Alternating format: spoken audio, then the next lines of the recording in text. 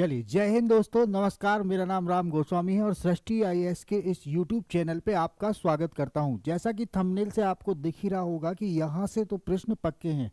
जी हाँ दोस्तों, आज अगर प्रीवियस पेपर उठा के देखोगे तो संविधान संशोधन से रिलेटेड कोई ना कोई एग्जाम में क्वेश्चन जरूर मिलता है। तो जी हाँ, आज का हमारा टॉपिक होने वाला है पॉलिटी का यूनिट 5 का संविधान संशोधन। इससे रिलेटेड जो महत्वपूर्ण एमसीक्यूज हैं आज हम वो करने वाले हैं। चलिए, तो इस सेशन को ज़्यादा से ज़्यादा शेयर करिए और अपने दोस्तों तक पहुंचाइए। स्टार्ट करते हैं हम संविधान संशोधन। फर्स्ट क्वेश्चन है, इसमें ध्यान दीजिएगा। ये क्वेश्चंस आया भी है और ध्यान से इसको पढ़ना है। लास्ट 2 या 3 ईयर्स में ये क्वेश्चन प्रीवियस ईयर में आ चुका है। भारतीय रियासतों के शासकों के विशेष अधिकार और प्रीवी परसों की समाप्ति कब की गई? इसमें केवल संशोधन ना पूछ के क्या पूछ लिया है, ईयर पूछ लिया गया है। ठीक है, 1950, 1949, 1926 या 1971। ठीक, तो आप समझ पा रहे होंगे कि जो देसी रियासतों को मिलाकर भारतीय संघ बनाया गया था, तो जो देसी रियासत में जो राजा महाराजा थे, शासक थे, उनको एक लंबी रकम देनी पड़ रही थी उनके खर्च उठाने के लिए। ठीक है, तो शासकों के विशेष अधिकार और प्रीवी परसों की समाप्ति कब की गई थी? 1995, 1949, 1926 और 1971। तो इसका आंसर आप लोग कमेंट्स करें कि कब दिया गया था। ठीक, तो ध्यान दीजिएगा।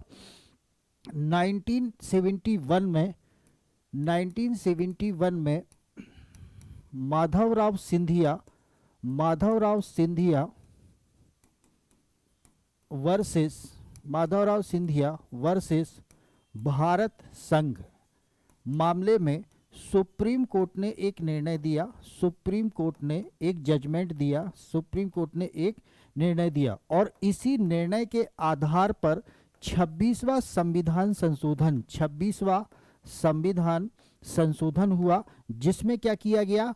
प्रीवी पर्स और विशेष अधिकारों को समाप्त किया गया। तो इसका राइट आंसर क्या हो जाएगा दोस्तों? इसका राइट आंसर हो जाएगा 1971। मतलब 1971 में 26वें संविधान संशोधन द्वारा जो शासक हैं, जिनको विशेष अधिकार दिए जाते थे और प्रीवी पर्स दिए जाते थे, उनको क्या किया गया?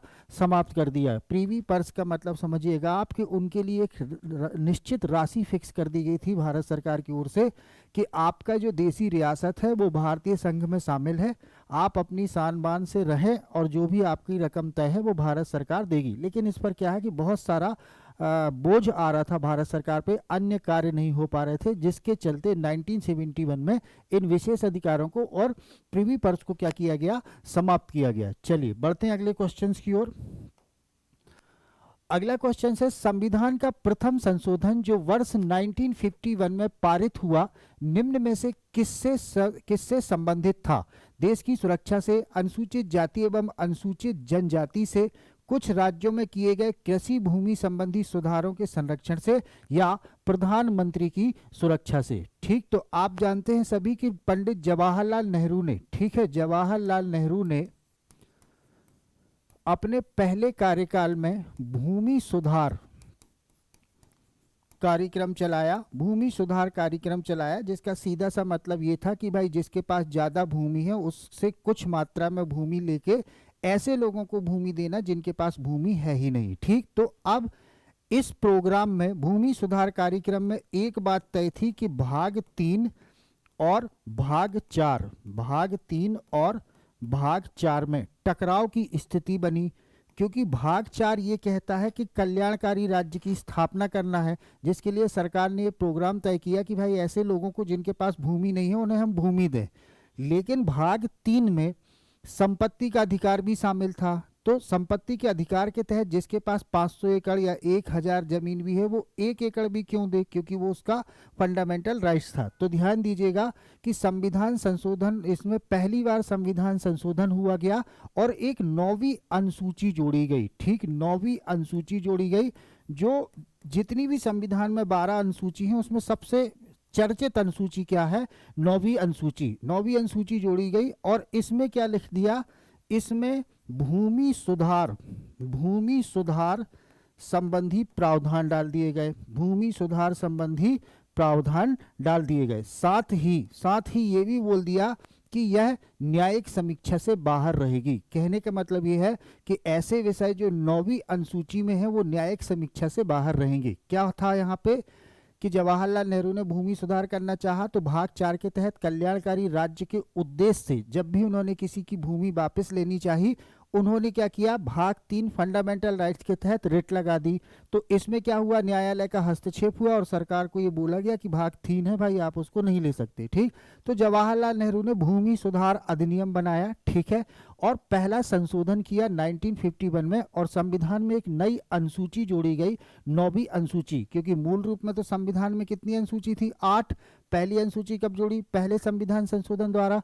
तो इसका जो राइट आंसर हो जाएगा वो क्या हो जाएगा, कुछ राज्यों में किए गए भूमि सुधार संबंधी सुधारों के संरक्षण से। ठीक, तो सेकंड का आंसर क्या हुआ आपका, बी। चलिए आगे देखते हैं।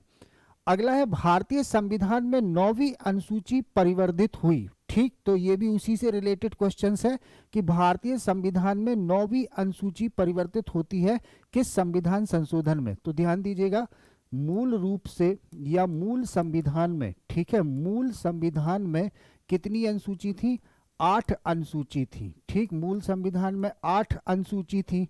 फिर इसके बाद जैसे जैसे जरूरत पड़ती गई अनुसूचियों को जोड़ते गए। जैसे 9वीं अनुसूची कब जोड़ी गई, तो 9वीं अनुसूची जोड़ी गई प्रथम संशोधन के द्वारा। 9वीं अनुसूची कब जोड़ी गई, प्रथम संशोधन के द्वारा 1951 में। ठीक, फिर 10वीं अनुसूची जो कि दल बदल से संबंधित है, तो 10वीं कब जोड़ी गई, 10वीं जोड़ी गई 52वें संशोधन द्वारा, 52वें संशोधन द्वारा 1985 में। ठीक, फिर 11वीं अनुसूची जो कि पंचायती राज से संबंधित है, ये कब जुड़ी गई, 73वें संविधान संशोधन द्वारा, 73वें संविधान संशोधन द्वारा 1993 में। ठीक, फिर 12वीं अनुसूची, तो 12वीं अनुसूची को कब जोड़ा गया, 74वें संविधान संशोधन द्वारा, 74वें संविधान संशोधन द्वारा 1993 में। ठीक, तो ध्यान दीजिएगा, रेड से जो लिखा है वो मूल संविधान में जो अनुसूचियों की शेड्यूल की जो संख्या थी वो 8 थी, लेकिन वर्तमान में कितनी है, 12। तो ये 1 2 3 4 ये मूल संविधान में नहीं थी, मतलब 9वीं 10वीं 11वीं 12वीं को संविधान संशोधन के अकॉर्डिंग जोड़ा गया है। ठीक, तो क्वेश्चन है भारतीय संविधान में 9वीं अनुसूची परिवर्तित हुई, तो आंसर इसका क्या हो जाएगा, प्रथम संविधान संशोधन द्वारा 1951 में। ठीक, और इसका संबंध किससे था, तो इसका संबंध भूमि सुधार से था। चलिए आगे देखें। संविधान में 10वीं अनुसूची के माध्यम से दल बदल संबंधी प्रावधान किस संविधान संशोधन द्वारा जोड़ा गया। ठीक, दल बदल, ठीक है, ध्यान दीजिएगा, एंटी डिफेक्शन की बात हो रही है, दल बदल। ठीक, जिसका प्रचलित नाम एक क्या भी चला भारत में, आया राम गया राम, आया राम गया राम, इसको भी इससे संबोधित किया जाता था, आया राम गया राम। ठीक, तो दल बदल संबंधी प्रावधान उस टाइम पे क्या हुआ था, राजीव गांधी के टाइम पे बहुत सी मात्रा में दल बदल लोग कर रहे थे, इस पार्टी से छोड़ना इस पार्टी पे जाना। तो इसमें संविधान में 52वां संविधान संशोधन किया गया, 52वां संशोधन किया गया 1985 में, 1985 में 52वां संविधान संशोधन जोड़ा गया, और संविधान में एक नई अनुसूची जोड़ी गई, संविधान में नई अनुसूची जोड़ी गई, नई अनुसूची। ठीक, जो किस नाम से प्रचलित है या जानी जाती है, 10वीं अनुसूची, 10वीं अनुसूची। और प्रश्न की डिमांड क्या है कि 10वीं अनुसूची किस संविधान संशोधन द्वारा जोड़ा गया। तो आपका राइट आंसर क्या हो जाएगा, 52 कॉन्स्टिट्यूशनल अमेंडमेंट। ठीक, 10वीं अनुसूची का संबंध किससे है, दल बदल से है। चलिए आगे देखते हैं।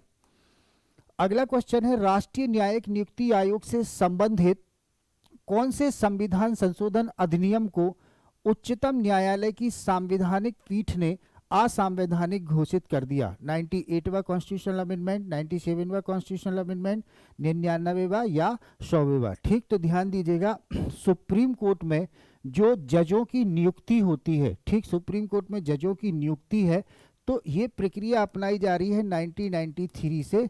कौन सी वाली, कॉलेजियम। ठीक है, कॉलेजियम प्रणाली बोली जाती है जिसको, कॉलेजियम प्रणाली। ठीक, जिसमें क्या होता है, एक मुख्य न्यायाधीश रहते हैं, एक मुख्य न्यायाधीश प्लस 4 वरिष्ठ न्यायाधीश, प्लस 4 वरिष्ठ न्यायाधीश रहते हैं। ठीक, तो इस ग्रुप को क्या बोला जाता है, कॉलेजियम प्रणाली, ठीक, कॉलेजियम प्रणाली। और अभी तक ये क्या कर रहे थे, अभी तक ये कर रहे थे कि भाई जो जजों की जो नियुक्ति है वो यही देखेंगे और यही करेंगे, ठीक। फिर इन्होंने नेशनल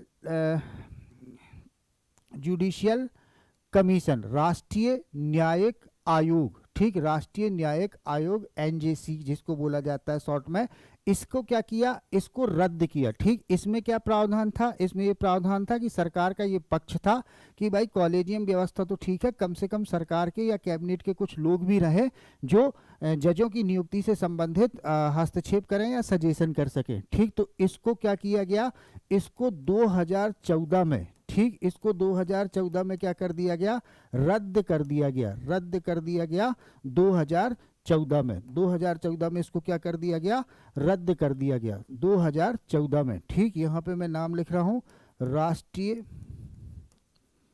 न्यायिक नियुक्ति आयोग, ठीक, आयोग, इसको क्या किया गया, रद्द कर दिया गया, ठीक, राष्ट्रीय न्यायिक नियुक्ति आयोग को, ठीक। और ध्यान दीजिएगा, अगर यहाँ पूछ ले कि किस जस्टिस की पीठ ने किया था, तो जे.एस. खेहर, जे.एस. खेहर ने, ठीक। संशोधन कौन सा था, तो 99वां, ठीक, 99वां संविधान संशोधन के द्वारा राष्ट्रीय न्यायिक नियुक्ति आयोग को क्या कर दिया, असंवैधानिक घोषित कर दिया। तो क्वेश्चन नंबर 5 का जो आंसर हो जाएगा वो क्या हो जाएगा बेटा, सी, 2014 में, ठीक। चलिए अगले क्वेश्चंस की ओर बढ़ते हैं, क्वेश्चन नंबर 6। तो क्वेश्चन नंबर 6 को देखिएगा, किस संविधान संशोधन द्वारा मतदाता की आयु को घटाकर 21 वर्ष से घटाकर 18 वर्ष कर दिया गया, ठीक। बहुत ही प्रचलित क्वेश्चन है, ठीक, कि मतदाता की आयु, ठीक, 1989 में, इसको ध्यान रखना है, राजीव गांधी के प्रधानमंत्रित्व काल में, ठीक, राजीव गांधी की सरकार में लिख सकते हैं, राजीव गांधी की सरकार ने क्या किया है, मतदाता की आयु, ठीक है, मतदाता की आयु 21 से क्या कर दी है, 18 वर्ष कर दी है। और ये किस संविधान संशोधन के द्वारा हुआ है, तो ये हुआ है 61वें संविधान संशोधन के द्वारा, ठीक। यदि 69 की बात करें तो ये दिल्ली को नेशनल कैपिटल रीजन या राष्ट्रीय राजधानी क्षेत्र का दर्जा देता है। 71 की बात करें तो इस संशोधन द्वारा संविधान में 3 नई भाषा, संविधान की 8वीं अनुसूची में 3 नई भाषाएं जोड़ी जाती हैं, कोंकणी, मणिपुरी और नेपाली, ठीक है। और 73वां संविधान संशोधन से तो आप परिचित ही हैं कि इसमें क्या हुआ, पंचायती राज को संवैधानिक दर्जा दिया गया, पंचायती राज को क्या किया गया, संवैधानिक दर्जा दिया गया, पंचायती राज को संवैधानिक दर्जा दिया गया, ठीक। तो थोड़ा थोड़ा ये ध्यान रखना है। 71वां संविधान संशोधन जो हुआ था वो कब हुआ था, 1992 में, ठीक। और ये जो हुआ था ये कब हुआ था, 1991 में, ठीक। ये जो हुआ था 61वां, ये कब हुआ था, 1989 में। और 73वां भी हम बता चुके हैं, ये कब हुआ था, 1993 में। तो इसका राइट आंसर क्या हो जाएगा, 6 का ए, 61वां संविधान संशोधन। चलिए बढ़ते हैं 7वें क्वेश्चन की ओर। 86वें संविधान संशोधन द्वारा प्रस्तावित शिक्षा का अधिकार किस वर्ष से लागू किया गया, ठीक। अब यहाँ ध्यान देना है कि जो शिक्षा का अधिकार है, जो मूल अधिकार में भी है, डीपीएसपी में भी है, वो क्वेश्चन को थोड़ा समझना है, किस वर्ष से लागू किया गया, ठीक। तो ध्यान देना है, 86वां संविधान संशोधन जो था, ठीक है, 86वां संविधान संशोधन जो था वो जरूर 2002 में हुआ था, जिसमें क्या थी, अनिवार्य एवं निशुल्क शिक्षा, अनिवार्य एवं निशुल्क शिक्षा। पर क्वेश्चंस को एक बार और पढ़ें आप, ठीक, क्योंकि क्या है कि ऑप्शन में सबसे पहले 2002 है, तो 2002 जो संबंधित है वो किससे संबंधित है, 86वें संविधान संशोधन से, 86वें संविधान संशोधन से, जिसमें ये प्रावधान किया कि 6 से 14 वर्ष के बच्चों को निशुल्क एवं अनिवार्य शिक्षा मिलनी चाहिए, ठीक। तो इसको लागू कब किया, शिक्षा का अधिकार, मतलब ये बात कर रहा है RTE की, ठीक। राइट टू एजुकेशन भारत में कब लागू होता है, तो 1 अप्रैल 2010 से, 1 अप्रैल 2010 से भारत में ये लागू होता है, ठीक। तो शिक्षा का अधिकार किस वर्ष से लागू किया गया, तो आपका राइट आंसर क्या हो जाएगा, डी। 7वें का जो राइट आंसर हो जाएगा वो क्या हो जाएगा, डी। चलिए बढ़ते हैं अगले क्वेश्चंस की ओर। संविधान के किस संशोधन के द्वारा मंत्रियों की संख्या लोकसभा के कुल सदस्यों के 15% पर सीमित कर दी गई। मतलब ये पूछ रहा है कि कौन सा ऐसा संविधान संशोधन था जिसने मंत्री परिषद के आकार को क्या किया, मंत्री परिषद के आकार को सीमित किया। ठीक है, मंत्री परिषद के आकार को सीमित किया। ठीक, क्वेश्चन ऐसा भी था, किस संविधान संशोधन द्वारा मंत्री परिषद के आकार को सीमित किया गया। ठीक है, लेकिन यहाँ पे क्या है क्वेश्चन, संविधान के किस संशोधन के द्वारा मंत्रियों की संख्या लोकसभा के कुल सदस्यों की 15% पर सीमित कर दी गई। 91वां संविधान संशोधन, 92वां संविधान संशोधन, 90वां संविधान संशोधन या उपरोक्त में से कोई नहीं। चलिए कमेंट्स में आप अपने आंसर्स बताइएगा। ठीक, तो इसका जो राइट आंसर्स है वो समझने से पहले अभी ये देख लीजिएगा कि इस क्वेश्चंस को समझ लीजिएगा कि जैसे कोई भी व्यक्ति प्राइम मिनिस्टर बनता है, ये केंद्र के लोकसभा के साथ साथ विधानसभा में भी लागू होगा। ठीक, कोई व्यक्ति यदि प्रधानमंत्री बनता है या कोई व्यक्ति मुख्यमंत्री बनता है तो वो अपने मंत्री परिषद का जो निर्माण करेगा। ठीक, मंत्री परिषद केंद्र में भी बनेगा, मंत्री परिषद राज्य में बनेगा। तो इसमें अधिकतम कितने सदस्य हो सकते हैं, इस चीज को निर्धारित किया है कहाँ, 2003 में 91वां संविधान संशोधन में इसको क्या किया है, निर्धारित किया गया है। और 91वें संविधान संशोधन क्या कह रहा है कि लोकसभा की कुल सदस्य संख्या का, तो जैसे 552 है, इसका 552 का क्या होना चाहिए, 15% से अधिक नहीं होना चाहिए। 552 का 15% से अधिक नहीं होना चाहिए। 552 का 15% से अधिक नहीं। वहीं हम बात करें अगर मध्य प्रदेश की, तो मध्य प्रदेश में जो विधानसभा की कुल सदस्य संख्या 230, तो 230 का 15% से अधिक नहीं। क्लियर है ये, 15% से अधिक नहीं, 15% से अधिक नहीं हो सकता। क्लियर है, तो मंत्री परिषद के आकार को सीमित करने वाला संविधान संशोधन कौन सा था, 91वां संविधान संशोधन जो 2003 में होता है। चलिए बढ़ते हैं अगले क्वेश्चन की ओर। 2012 में भारत के संविधान में होने वाले 97वें संविधान संशोधन का सारोकार किस विषय से है। ठीक है, जो संविधान संशोधन हुआ था 97वां 2012 में, वो किससे संबंधित था। 14 वर्ष तक के बच्चों को अनिवार्य व निःशुल्क शिक्षा, सहकारी संस्थाओं के गठन का कार्य संचालन, आतंकवाद से निपटने हेतु कठोर प्रयास या भ्रष्टाचार रोकने हेतु लोकपाल की व्यवस्था। ठीक, तो ध्यान दीजिएगा, संविधान का जो भाग 9 है और संविधान का जो भाग 9A है और संविधान का जो भाग 9B है। ठीक, तो 9A क्या कहता है, पंचायती राज। 9A क्या कहता है, पंचायती राज। और इस भाग को प्रतिस्थापित करने के पीछे कौन सा संविधान संशोधन है, 73वां। संविधान का भाग 9A क्या बोलता है, म्युनिसिपैलिटीज या नगरीय निकाय। ठीक, ये किस संशोधन से हुआ है, 74वें से। ठीक, और भाग 9B क्या बोलता है, सहकारी समितियां, कोऑपरेटिव कमेटीज की बात करता है, सहकारी समितियां। और ये जो सहकारी समितियां हैं ये कब हुआ, ये इसको ऐड किया गया 97वें संविधान संशोधन द्वारा 2012 में। तो आपके क्वेश्चन नंबर 9 का जो राइट आंसर होगा वो क्या होगा, सहकारी संस्थाओं के गठन का कार्य संचालन, इससे रिलेटेड था 2012 में होने वाला संविधान संशोधन 97वां। ठीक, चलिए अगला क्वेश्चन देखें।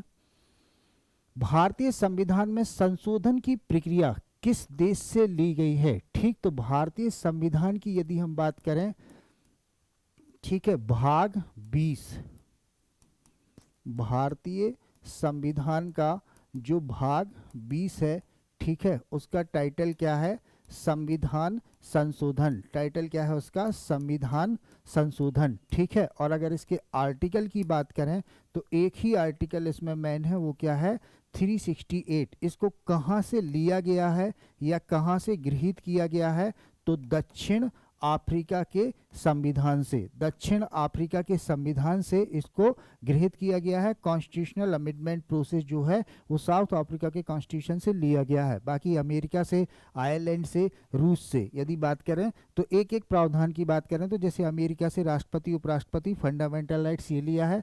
आयरलैंड से यदि बात करें तो राष्ट्रपति का निर्वाचक मंडल, ठीक है, राज्य के नीति निर्देशक तत्व, ठीक। रूस से यदि बात करें तो फंडामेंटल ड्यूटीज या मूल कर्तव्य। चलिए बढ़ते अगले क्वेश्चन की ओर। क्वेश्चन नंबर 11 देखिएगा, किस संविधान संशोधन द्वारा संपत्ति का अधिकार हटाया गया? 44वां संविधान संशोधन, 42वां संविधान संशोधन, 69वां संविधान संशोधन या 91वां संविधान संशोधन? चलिए देख लीजिए इसको, ठीक है। ये भी क्वेश्चंस आ गया है और कई लोग इसमें कंफ्यूज हुए और जल्दबाजी में उन्होंने क्या लगा दिया, 42वां संविधान संशोधन। ठीक, ध्यान दीजिएगा, 44वां संविधान संशोधन जो 1978 में है, इसके द्वारा क्या किया गया, संपत्ति के अधिकार को, ठीक, संपत्ति का अधिकार कहां से हटाया गया? संपत्ति का अधिकार मूल अधिकारों से हटाया गया, ठीक, मूल अधिकारों से हटाया गया, मूल अधिकारों से हटाया गया। अब यहां से तो ये हटा दिया, इसके बाद इसको क्या बनाया गया, विधिक अधिकार, ठीक, विधिक अधिकार बनाया गया। विधिक अधिकार जो कि भारतीय संविधान के अनुच्छेद 300 का में अब है। क्लियर है ये संपत्ति का अधिकार, ठीक है। बाकी 42वां संविधान संशोधन अपने आप में एक मिनी कॉन्स्टिट्यूशन है। 69वां संविधान संशोधन की यदि हम बात करें तो दिल्ली को एनसीआर का दर्जा दिया। 91वें संविधान संशोधन की बात करें तो मंत्री परिषद को 15% तक क्या किया गया, प्रावधान किया गया लोकसभा की कुल सदस्य संख्या का। तो इसका राइट आंसर क्या हो जाएगा दोस्तों, 44वां संविधान संशोधन जो था वो संपत्ति के अधिकार को हटाया गया। ठीक, एक चीज और ध्यान रखिएगा कि यदि मान लीजिए एग्जाम्स में आप तुक्का लगा रहे हैं या आपको याद नहीं आ रहा है, तो जहां तक बात संविधान में जोड़ने की हो, ठीक, तो जो संविधान में जोड़ने की बात हो तो उसको ध्यान रखिएगा, उसको आपको कह देना है, उसको क्या बोल देना है, 42वां। पॉसिबिलिटी आप कहाँ जता दोगे, 42वां संविधान संशोधन जो 1976 में हुआ। और हटाने की यदि बात करें तो 44वां संविधान संशोधन 1978 में। ठीक, यहाँ लगा दिया मैंने हटाने का और यहाँ लगा दिया मैंने जोड़ने का। ठीक, तो अधिकांश चीजें 42 कॉन्स्टिट्यूशनल अमेंडमेंट के द्वारा भारतीय संविधान में जोड़ी गई हैं, जबकि अधिकांश चीजें 44 कॉन्स्टिट्यूशनल अमेंडमेंट द्वारा 1978 में हटाई गई हैं। सारी की सारी चीज़ें नहीं कह रहा हूं, लेकिन जब कभी ऐसा तुक्का लगाना है या याद नहीं आ रहा है तो ध्यान दीजिएगा, 42वां संविधान संशोधन जो था वो संविधान में चीज़ें जोड़ने से रिलेटेड था ज़्यादा, और जो 44वां संविधान संशोधन था वो क्या था, इसमें हटाने से संबंधित। क्लियर है, चलिए आगे बढ़ते हैं। क्वेश्चन नंबर 12 समझिएगा, किस संविधान संशोधन द्वारा कोंकणी, मणिपुरी और नेपाली भाषा को 8वीं अनुसूची में जोड़ा गया? 91वां संविधान संशोधन, 71वां संविधान संशोधन, 65वां संविधान संशोधन या 91वां संविधान संशोधन? चलिए ये दो जगह हो गया है, 91वां, ठीक, या 71वां या 65वां। तो ध्यान दीजिएगा कि जो हमारी अनुसूची 8 है, जो हमारी अनुसूची 8 है उसमें क्या है, संविधान द्वारा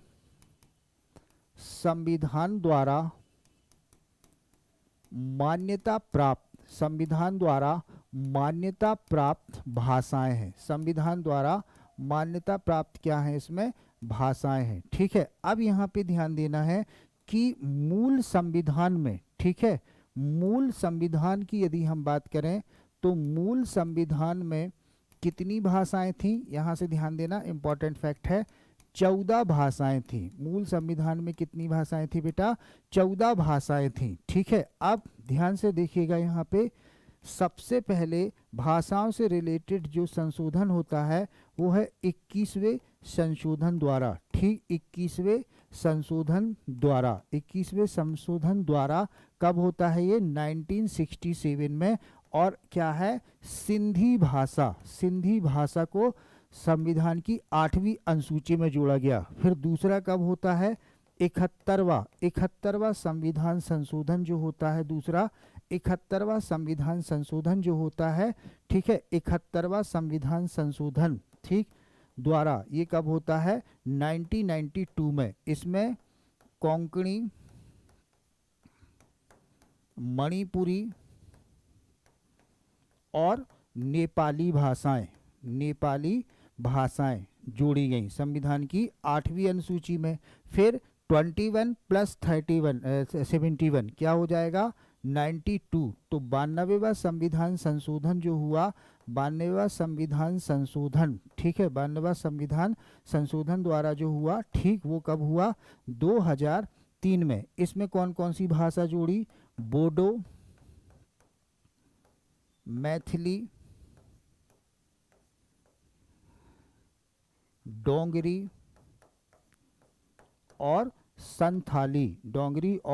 संथाली भाषाएं जोड़ी गई। ठीक, इस चीज को याद रखना है बेटा, बेहद इंपॉर्टेंट है। ये 8वीं अनुसूची से रिलेटेड 3 संविधान संशोधन, 21वें, 71वें और 92वें। ठीक, अब ध्यान दीजिएगा, मूल संविधान में हम कह रहे हैं कि 14 भाषाएं थी। ठीक है, मूल संविधान में 14 भाषाएं थी। फिर सिंधी हो गई, तो ये हो गई 15वीं। ठीक है, फिर कोंकणी, मणिपुर, नेपाली 16, 17, 18, तो यहाँ पे हो गई 1992 में 18। ठीक, फिर 19, 20, 21, 22, तो यहाँ पे कितनी हो गई 2003 में 22। तो अभी वर्तमान में कितनी है मान्यता प्राप्त भाषाएं 22। वर्तमान में मान्यता प्राप्त भाषाएं कितनी है 22। चलिए बढ़ते हैं अगले क्वेश्चन की ओर। तो इसका जो राइट आंसर हो गया वो क्या हो गया 1900 कोंकणी, मणिपुर, नेपाली 71वां संविधान संशोधन। ठीक, कोंकणी, मणिपुर, नेपाली। चलिए आगे देखते हैं, किस संविधान संशोधन द्वारा यह व्यवस्था की गई कि राष्ट्रपति या उपराष्ट्रपति के चुनाव का इस आधार पर चुनौती नहीं दी जा सकती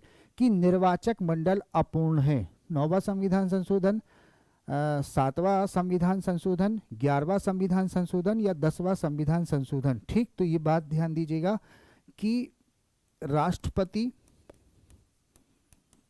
या उपराष्ट्रपति की हम बात करें तो राष्ट्रपति उपराष्ट्रपति के चुनाव में जो वोटर्स होते हैं, हम केवल राष्ट्रपति या उपराष्ट्रपति के चुनाव को इस आधार पे चुनौती नहीं दे सकते कि कहीं का निर्वाचक मंडल रिक्त था। ठीक है, ये डिसीजन कब लिया, ये डिसीजन हुआ 71वां संविधान संशोधन। ठीक, कई बार ये बच्चे क्वेश्चंस पूछते हैं कि जैसे सर बोलते हैं कि सर जैसे राष्ट्रपति का चुनाव स्टार्ट होना है और उसी समय मान लीजिए किसी राज्य में राष्ट्रपति शासन लगा है या किसी राज्य की विधानसभा भंग है। तो ध्यान रखना दोस्तों, किसी राज्य में राष्ट्रपति शासन लगा हो या किसी राज्य की विधानसभा भंग हो, 1-2 राज्य की विधानसभाओं से राष्ट्रपति के निर्वाचन में कोई फर्क नहीं पड़ेगा। राष्ट्रपति का निर्वाचन पूरी तरीके से क्या होगा, वैध होगा। ठीक, तो ये आंसर ध्यान रखिएगा। 11वां संविधान संशोधन जो था उसमें ये निर्धारण किया गया कि केवल इस आधार पे कि निर्वाचन मंडल की कुछ सीटें खाली हैं, राष्ट्रपति या उपराष्ट्रपति के चुनाव को चुनौती नहीं दी जाएगी। चलिए आगे क्वेश्चन देखते हैं। क्वेश्चन नंबर 14 आ गया है, निम्न में से कौन सा संविधान संशोधन अधिनियम वस्तु एवं सेवा कर का प्रावधान करता है। कौन सा संविधान संशोधन, तो ध्यान रखिएगा 101वां संविधान संशोधन जीएसटी से रिलेटेड है। जीएसटी से रिलेटेड है 101वां संविधान संशोधन। और जो 101वां संविधान संशोधन है उसको पारित करवाने में संसद के विशेष बहुमत के साथ साथ कम से कम आधे से अधिक विधानमंडलों का अनुमोदन जरूरी था। चलिए आगे देखें, किस संविधान संशोधन से संविधान की प्रस्तावना में पंथ निरपेक्ष, समाजवाद और राष्ट्र की अखंडता शब्द जोड़े गए।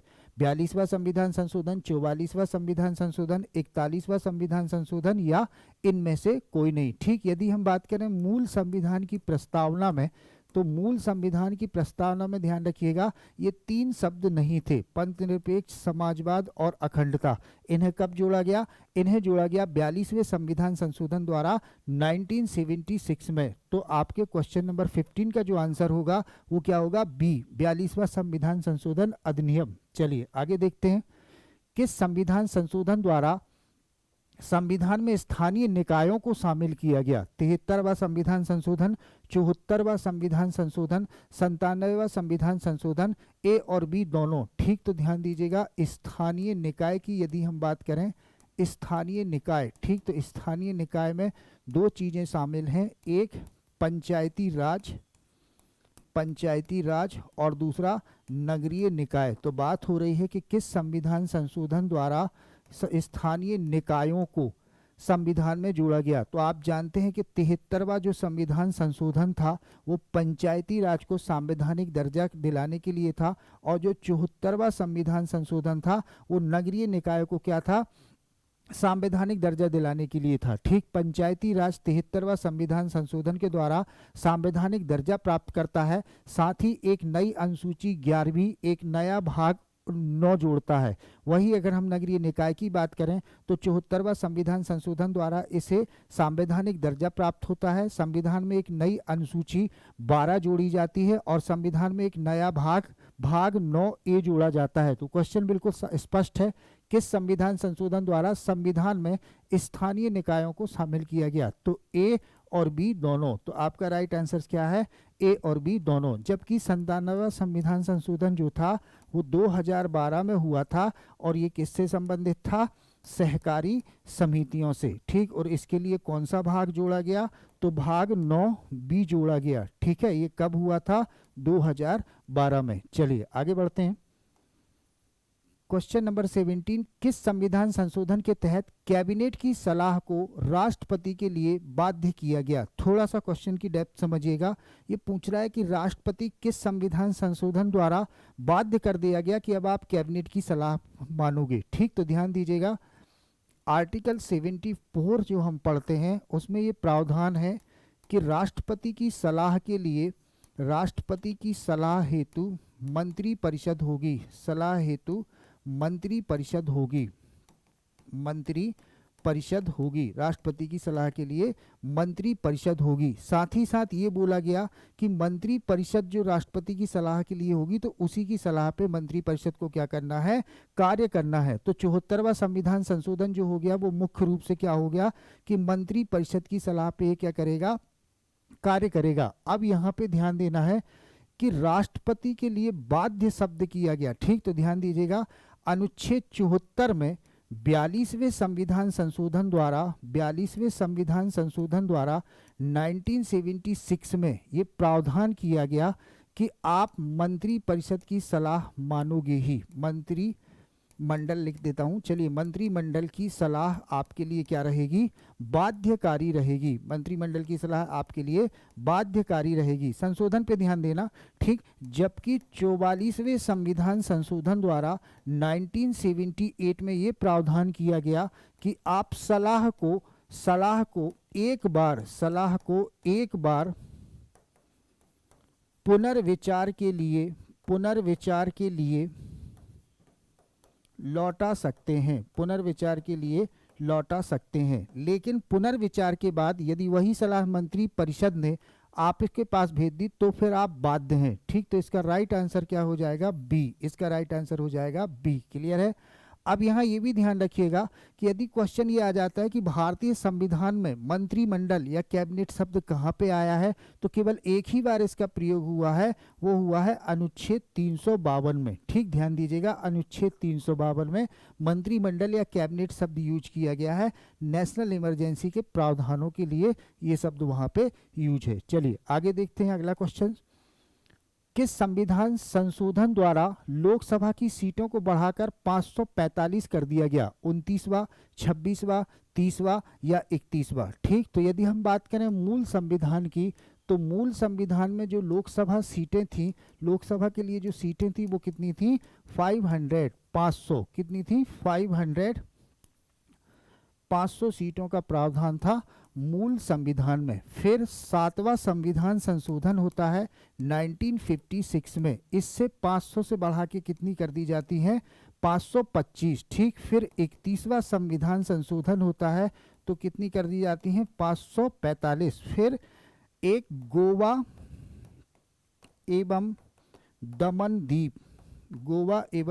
द्वीप पुनर्गठन अधिनियम आता है। पुनर्गठन अधिनियम, ठीक, पुनर्गठन अधिनियम आता है 1987 में। तो इसमें क्या प्रावधान किया कि कुल अधिकतम कितनी सीटें हो सकती हैं? 552। तो ध्यान रखना है, 4 फिगर हमें, 500 जो मूल संविधान में थी, 525 जो 7वें संविधान संशोधन के द्वारा हुई, 545 जो 31वें संविधान संशोधन के द्वारा होती है, और जो अभी वर्तमान में 552 है वो गोवा एवं दमनदीप पुनर्गठन अधिनियम 1987 द्वारा निर्धारित की गई हैं। तो इसका राइट आंसर हो जाएगा 18 का डी। चलिए बढ़ते हैं आगे। निम्न विधेयकों में से किस एक को संसद के दोनों सदनों द्वारा अलग अलग विशेष बहुमत से पारित होना आवश्यक है? साधारण विधेयक, धन विधेयक, वित्त विधेयक या संविधान संशोधन विधेयक? क्वेश्चंस को समझिएगा, यहाँ बात ये नहीं हो रही है कि कौन सा विधेयक कहाँ पेश हो सकता है, यहाँ बात ये हो रही है, इसको मैं अंडरलाइन कर दे रहा हूँ, कि अलग अलग विशेष बहुमत से पारित होना आवश्यक है। अलग अलग, इसका मतलब क्या हुआ? इसका मतलब ये हुआ कि आर्टिकल 108 के तहत संयुक्त बैठक नहीं हो सकती, ठीक है, संयुक्त बैठक होगी ही नहीं। तो वो कौन सा ऐसा विधेयक है? तो ये जैसे धन विधेयक की बात करें तो धन विधेयक पर तो लोकसभा का विशेष अधिकार है, वही इंट्रोड्यूस करेगा, और 14 दिन के लिए राज्यसभा को सीमित अधिकार प्राप्त है, चाहे तो आप पास करो, अदरवाइज वो 14वें दिन के बाद पास ही माना जाएगा। ठीक, तो इसका राइट आंसर है अनुच्छेद 368 में जो दिया है संविधान संशोधन की प्रक्रिया, उसके तहत कोई भी ऐसा विधेयक जो संविधान के संशोधन से रिलेटेड है उसको दोनों सदनों से क्या करना पड़ेगा? अलग अलग पारित करना पड़ेगा। ठीक, तो 19 का क्वेश्चन डी, आंसर डी।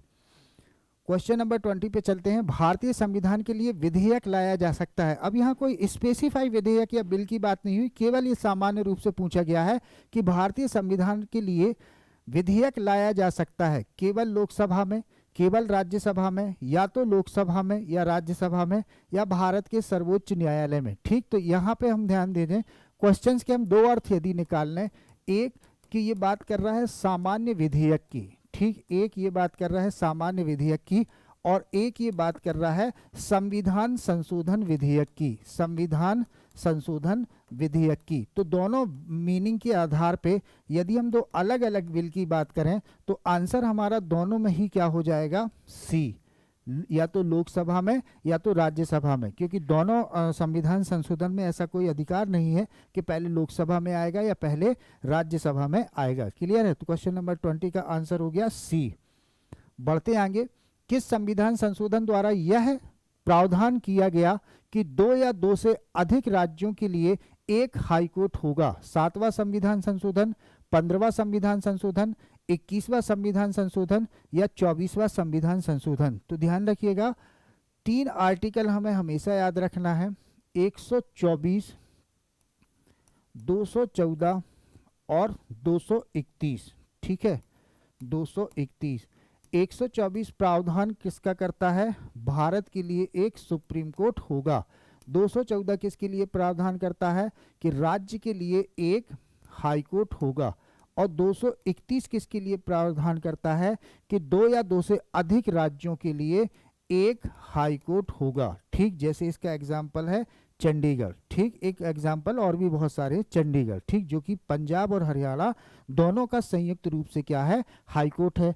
अब यहाँ बात ये हो रही है कि ये प्रावधान संविधान में किस संविधान संशोधन द्वारा जोड़ा गया? तो ध्यान दीजिएगा, 1956 में 7वां संविधान संशोधन द्वारा एक प्रावधान तो ये जोड़ा गया था कि 2 या 2 से अधिक राज्यों के लिए एक संविधान, एक हाईकोर्ट होगा। ठीक उसी तरीके से ये प्रावधान भी जोड़ा गया था कि किसी व्यक्ति को 2 या 2 से अधिक राज्यों के लिए राज्यपाल बनाया जा सकता है। तो इसका राइट आंसर क्या हो जाएगा? 7वां संविधान संशोधन 1956 में। चलिए बढ़ते हैं आगे। क्वेश्चन नंबर 22 देखिएगा। 42वां संविधान संशोधन किस समिति की सिफारिश पर तैयार किया गया था? सरकारिया आयोग, संथानम आयोग, वेंकट चलैया आयोग या स्वर्ण सिंह समिति? आई थिंक आप सब इसका आंसर जानते होंगे। ठीक है, यदि सरकारिया आयोग की हम बात करें तो ये केंद्र राज्य से रिलेटेड क्या था? केंद्र राज्य संबंधों पे आधारित था। ठीक, संथानम समिति आप सब जानते हैं क्या था? केंद्रीय सतर्कता आयोग। ठीक है, केंद्रीय सतर्कता आयोग की जो गठन हुआ है वो किससे हुआ है? केंद्रीय सतर्कता आयोग का जो गठन हुआ है वो किस समिति की सिफारिश पर हुआ है? संथानम समिति। ठीक, केंद्रीय सतर्कता आयोग। हम बात कर रहे हैं यहाँ पे कि किस समिति के द्वारा सिफारिश पर 42वां संविधान संशोधन तैयार किया गया था? तो इसका राइट आंसर हो जाएगा सरदार स्वर्ण सिंह समिति की सिफारिश पर 42वें संविधान संशोधन का प्रारूप तैयार किया गया था। अगला देखते हैं, किस संशोधन द्वारा यह प्रावधान किया गया कि राष्ट्रपति आपातकाल की घोषणा कैबिनेट की लिखित सलाह पर करेगा? ठीक है, देखिए 42वां संविधान संशोधन जो होता है, 42वां संविधान संशोधन जो होता है वो 1976 में, और 44वां जो होता है वो 1978 में। ठीक, दोनों संशोधन के बीच एक मजेदार बात क्या है कि सरकार बदल जाती है। ठीक, तो जो चीजें 42वें संविधान संशोधन में हमने बोला था कि ऐड करने वाली जो भी चीजें आए वो 42वें संविधान संशोधन में तुक्का मार सकते हैं, और हटाने वाली जो चीजें आए वो 44वें संविधान संशोधन में तुक्का मार सकते हैं। ठीक, तो अब इसके पहले की यदि हम बात करें तो आपातकाल की जो घोषणा है ना वो ओरली, यदि उसने प्रधानमंत्री ने बोल दिया आपातकाल लगा दो, इमरजेंसी लगा दो, तो राष्ट्रपति तुरंत लगा देते। लेकिन एक संशोधन ऐसा हुआ जिसमें ये उसके पहले ये देखा गया कि नेशनल इमरजेंसी का तो बहुत बड़े पैमाने पर दुरुपयोग हो रहा है, इसको सीमित करने के लिए कुछ प्रावधान होने चाहिए। तो इसको सीमित करने के लिए प्रावधान ये किया गया कि जब तक मंत्रिमंडल लिखित रूप से ना दे तब तक राष्ट्रपति नेशनल इमरजेंसी नहीं लगाएगा। और वो संविधान संशोधन कौन सा था? 44वां संविधान संशोधन 1978। चलिए बढ़ते हैं आगे, क्वेश्चन नंबर 24, किस संविधान संशोधन के माध्यम से राष्ट्रपति, उपराष्ट्रपति, लोकसभा अध्यक्ष तथा प्रधानमंत्री के निर्वाचन को सर्वोच्च न्यायालय या उच्च न्यायालय में चुनौती देने के अधिकार को समाप्त कर दिया गया? इससे पहले हालांकि राष्ट्रपति या उपराष्ट्रपति के चुनाव को सुप्रीम कोर्ट या हाई कोर्ट में चुनौती दी जा सकती थी, लेकिन एक संशोधन ऐसा था जिसने इस अधिकार को ही समाप्त कर दिया। तो इसका जो राइट आंसर है वो क्या हो जाएगा? डी, 39वां। ठीक है, 39वां संविधान संशोधन जो 1975 में होता है उसने क्या कर दिया? सुप्रीम कोर्ट और हाई कोर्ट के इस अधिकार को समाप्त कर दिया कि आप राष्ट्रपति और उपराष्ट्रपति के निर्वाचन, साथ ही लोकसभा अध्यक्ष और प्रधानमंत्री के निर्वाचन को अब नहीं सुन सकते। चलिए अगला बढ़ते हैं, क्वेश्चन नंबर 25, भारतीय संविधान का निम्न में से कौन सा संशोधन संघ शासित प्रदेश दिल्ली को राष्ट्रीय राजधानी क्षेत्र में परिवर्तित करता है? सिंपल सा भाषा में यदि हम बताएं तो कौन सा संविधान संशोधन है जो दिल्ली को नेशनल कैपिटल रीजन या राष्ट्रीय राजधानी क्षेत्र का दर्जा देता है? तो इसका राइट आंसर है 69। ठीक है, 69 जो है वो इसका राइट आंसर हो जाएगा। क्वेश्चन नंबर 25 का सी इसका आंसर हो जाएगा 69। ठीक, इसके द्वारा क्या किया गया? दिल्ली को एनसीआर, इसके द्वारा दिल्ली को क्या दिया गया? एनसीआर मतलब राष्ट्रीय राजधानी क्षेत्र का दर्जा दिया गया। चलिए बढ़ते हैं आगे, किस संविधान संशोधन द्वारा लोकसभा और विधानसभाओं की सीटों की संख्या में वर्ष 2000 तक कोई परिवर्तन न करने का प्रावधान किया गया? ठीक, मतलब ऐसा कौन सा संविधान संशोधन है जिसमें ये निर्धारित कर दिया गया कि 2026 तक ना तो हम लोकसभा की सीटों को बढ़ाएंगे ना तो हम विधानसभा की सीटों को बढ़ाएंगे? ठीक, तो आपको ध्यान होगा 84वां जो संविधान संशोधन था जो 2001 में हुआ, इसमें अभी निर्धारित किया गया था कि 2026 तक लोकसभा और विधानसभा की सीटों को फिक्स कर दिया गया है, निर्धारित कर दिया गया है। चलिए आगे देखते हैं, नीचे दिए गए स्तंभों में कौन सा सुमेल गलत है? अच्छा, संविधान संशोधन और उसके प्रावधानों को लेके कुछ क्या दिया गया है? युग्म दिए गए हैं। 52वां संविधान संशोधन दल विदल विधेयक से रिलेटेड था। ठीक है, 48वां संविधान संशोधन जिसमें पंजाब आपातकाल उपबंध को बढ़ाया गया था। ठीक है, 56वां संविधान संशोधन गोवा को राज्य का दर्जा दिया गया था। ठीक है, फिर 62वां संविधान संशोधन नहीं, 62वां संविधान संशोधन जो रिलेटेड था क्वेश्चन नंबर 27 में, 62वां संविधान संशोधन जो था वो क्या था? लोकसभा प्लस विधानसभा में SC ST की सीटों के आरक्षण को क्या किया गया? आरक्षण को 10 वर्षों तक और बढ़ा दिया गया, 10 वर्षों तक बढ़ा दिया गया, 10 वर्षों तक बढ़ाया गया, 10 वर्षों तक बढ़ाया गया। ठीक, और ये जो 62वां संविधान संशोधन होता है ये 1989 में होता है। ठीक है, 1989 में ये होता है 62वां संविधान संशोधन, जिसमें ये प्रावधान किया था कि लोकसभा में और विधानसभा में जो एसटी एससी का आरक्षण मिल रहा है उसको हम अगले 10 वर्ष तक और बढ़ा रहे हैं। चलिए अगला क्वेश्चन देखें।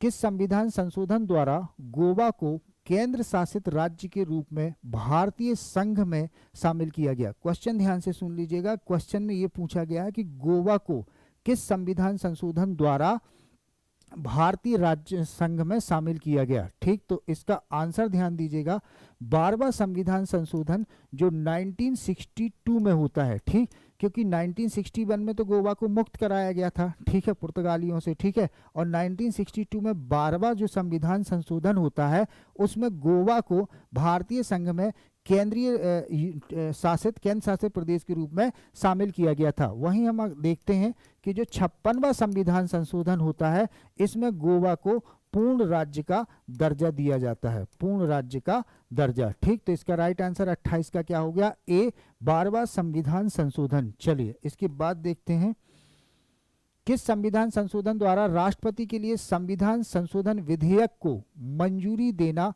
अनिवार्य किया गया? ठीक, तो ध्यान रखिएगा, यदि 44 की हम बात करें तो संपत्ति के अधिकार को हटाया गया, 42 की यदि हम बात करें तो अपने आप में मिनी कॉन्स्टिट्यूशन है, 36वें की बात करें तो सिक्किम को पूर्ण राज्य का दर्जा दिया, 24वां संविधान संशोधन, 24वां जो संविधान संशोधन था, 24वां संविधान संशोधन जो था उसमें यह निर्धारित किया गया, ये हुआ था 1971 में। ठीक है, तो 24वां संविधान संशोधन में यह निर्धारित किया गया था कि संविधान संशोधन विधेयक को राष्ट्रपति को मंजूरी अनिवार्य रूप से देनी है। चलिए, कोई वीटो पावर नहीं लेना है, कुछ नहीं लेना है, 1971 में ये क्या हुआ था?